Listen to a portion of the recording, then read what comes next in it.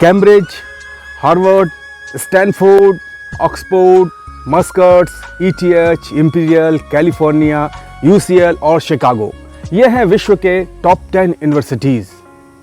हम भारत की बात करें, BHU, JNU, कलकत्ता, दिल्ली, मद्रास, अलीगढ़, जामिया, उस्मानिया, इलाहाबाद और हैदराबाद, ये हैं भारत की वर्तमान की 10 टॉप 10 यूनिवर्सिटीज़। पहले हमने विश्व की जिन 10 यूनिवर्सिटीज़ का जिक्र किया, उनमें अगर हम विश्व की 90 और यूनिवर्सिटीज़ को जोड़ दें और उनकी तुलना भारत के विश्वविद्यालयों से करें वर्तमान परिदृश्य में, तो यह दुर्भाग्य की बात है कि भारत का एक भी विश्वविद्यालय अंतर्राष्ट्रीय स्तर पर मुकाबला करने की स्थिति में नहीं है। ये बहुत दुख की बात है। दुख इसलिए क्योंकि भारत वह देश है जहाँ प्राचीन काल में तक्षशिला, नालंदा, वल्लभी, विक्रमशिला, ओदंतपुरी, मिथिला, नदिया, काशी, कांची जैसे महान विश्वविद्यालय स्थापित थे।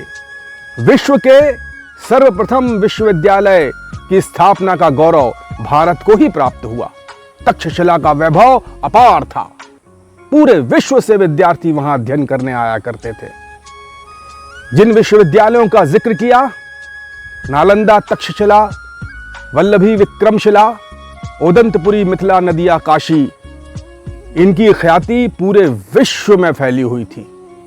वे सचमुच विश्वविद्यालय थे, महज नाम के विश्वविद्यालय या यूनिवर्सिटी नहीं।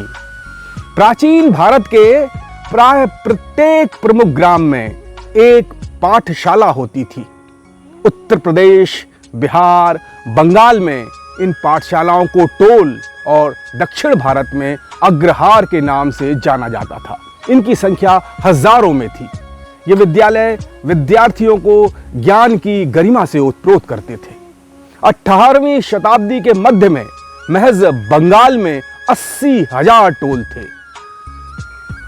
इन विद्यालयों और प्राच्य विश्वविद्यालयों की शिक्षा प्रणाली विशुद्ध भारतीय थी, जिसका सुस्पष्ट विशिष्ट उद्देश्य हुआ करता था मानव व्यक्तित्व का उच्चतम, संतुलित, सर्वांगीण विकास, शरीर, मन, बुद्धि और आत्मा का विकास।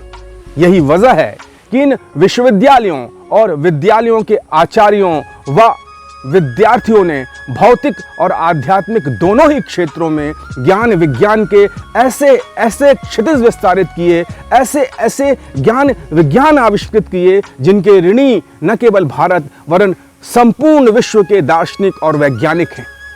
मित्रों, अपनी विशिष्ट शिक्षा पद्धति के कारण भारत ने सहस्त्रों वर्षों तक न केवल विश्व का सांस्कृतिक नेतृत्व किया, अपितु उद्योग धंधों, कला कौशल और ज्ञान विज्ञान के क्षेत्र में भी अग्रणी रहा। प्राचीन भारत में ऋषियों ने गणित और विज्ञान की नींव रखी।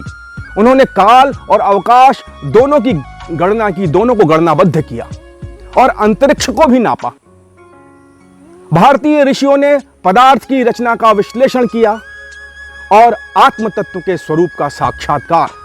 उन्होंने तर्क, व्याकरण, खगोल शास्त्र, दर्शन, तत्वज्ञान, औषधि विज्ञान, शरीर रचना, एनाटॉमी, विज्ञान और गणित जैसे विविध विषयों में महती प्रगति की। प्राचीन काल में शिक्षा का जन सामान्य में अत्यधिक प्रसार था। इसीलिए इसका समाज के जीवन पर गहरा प्रभाव था। सुदेशना की पाठशाला में हम आपको अवगत कराना चाहेंगे एक ऐसे तथ्य से जिसे श्रवण करके आप निसंदेह गौरव से भर जाएंगे। उपनिषद काल में साक्षरता का प्रतिशत 80 था। छांदोग्य उपनिषद में एक राजा का वचन है, कथन है कि मेरे राज्य में कोई भी निरक्षर नहीं। ग्रीक राजदूत मेगास्थनीज ने लिखा है कि किसी भी भारतीय को झूठ बोलने का अपराध न लगा। सत्यवादिता व सदाचार उनकी दृष्टि में बहुत मूल्यवान है। इसी से स्पष्ट है कि भारत में नैतिकता का, मॉरल का, एथिक्स का स्तर कितना ऊंचा था। अपने धर्म, संस्कृति, सभ्यता और जीवन मूल्यों के प्रति प्राचीन भारत में जैसा भाव था, जो परिदृश्य था, वस्तुतः उसे पुनः लौटाने की अलख का नाम है सुदेशना। विश्वगुरु भारत की वह प्राच्य गरिमा पुनः विश्व के समक्ष परिलक्षित हो, इसीलिए सुदेशना की पाठशाला का यह प्रकल्प सतत जारी है, आप इससे जुड़े हुए हैं, आपका इसमें निरंतर स्वागत है। कैसे हमारे बालक बालिकाओं में देश प्रेम, संस्कृति प्रेम और सदाचार की अभिवृद्धि हो, इसी शगल का नाम है सुदेशना। मित्रों, विनाश की कगार पर खड़े भारतीय जनमानस के लिए संजीवनी बूटी सदृश है सुदेशना। इसलिए आप सुदेशना के साथ अनवरत जुड़े रहिए। सुदेशना के साथ जुड़कर अपने मित्रों को जोड़कर आप भारतीय होने का धर्म निभाएंगे।